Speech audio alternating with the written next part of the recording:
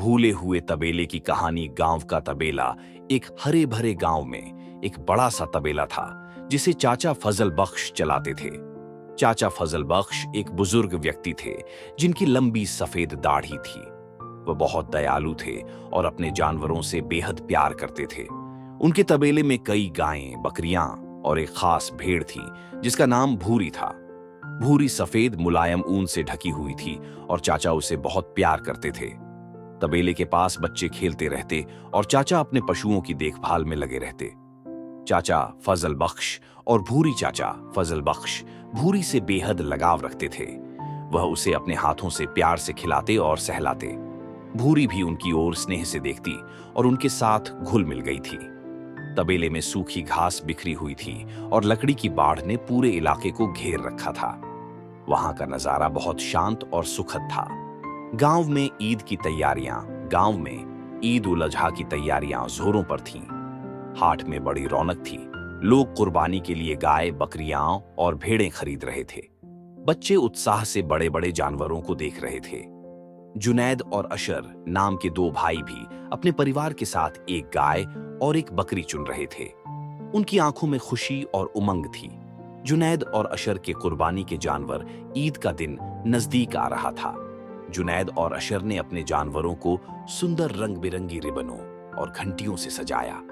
वे अपने पशुओं को खाना खिला रहे थे और उनके साथ समय बिता रहे थे। उनके दिल में खुशी थी कि वे भी इस साल अपनी कुर्बानी के जानवर लेकर आए हैं। भुला हुआ तबेला।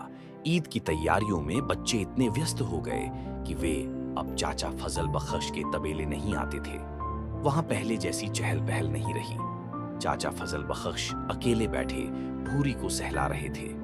उनकी आंखों में गहरी सोच थी, जैसे वे किसी बात पर विचार कर रहे हों। तबेले में अब एक सन्नाटा सा था। ईद के बाद तबेले की मुलाकात। ईद मनाने के बाद जुनैद और अशर वापस तबेले आए। उन्होंने देखा कि चाचा फजल बख्श हमेशा की तरह अपने जानवरों की देखभाल कर रहे थे। तबेला फिर से हलचल से भरा था, लेकिन जुनैद और अशर की नजरें भूरी को ढूंढ रही थीं। उन्हें वह कहीं नहीं दिखी। चाचा फजल बख्श का खुलासा। जब जुनैद और अशर ने चाचा फजल बख्श से भूरी के बारे में पूछा तो उन्होंने प्यार भरी मुस्कान के साथ जवाब दिया, भूरी को मैंने अल्लाह की राह में कुर्बान कर दिया। ये सुनकर दोनों लड़कों के चेहरे पर आश्चर्य और अविश्वास था। वे चौंक कर खड़े रहे, मानो वे इस बात को समझने की कोशिश कर रहे हों। तबेले के पीछे सूरज ढल रहा था और आसमान सुनहरे रंग में रंगा हुआ था। कुर्बानी का असली अर्थ। जुनैद और अशर बिना कुछ कहे तबेले से बाहर निकल गए। उनकी आंखों में एक नई समझ झलक रही थी। चलते चलते वे गहरी सोच में डूब गए थे।